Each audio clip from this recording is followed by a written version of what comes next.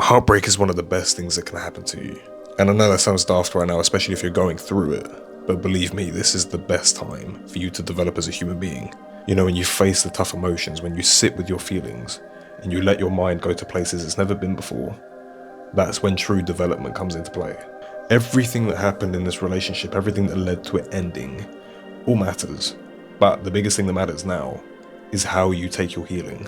Don't fill the void, don't try and find distractions, don't ignore your feelings. Face them, feel them. It's disturbing. In fact, it's like really dark. You know, you wake up sometimes and you're just like, I can't keep doing this, I don't like this. But one day you'll wake up and you'll realize, I haven't thought about them once. And the quicker you face the emotions, the quicker you actually sit with your feelings, the sooner that time will come. You're gonna be fine. Look, I know it's hard, I understand it. I've been through many, many heartbreaks with some serious relationships, but you will be okay. You will get through this. And like I say, if you feel this pain, if you channel it into personal development rather than self-detriment, you will heal and you will become 10 times the person you were before the heartbreak.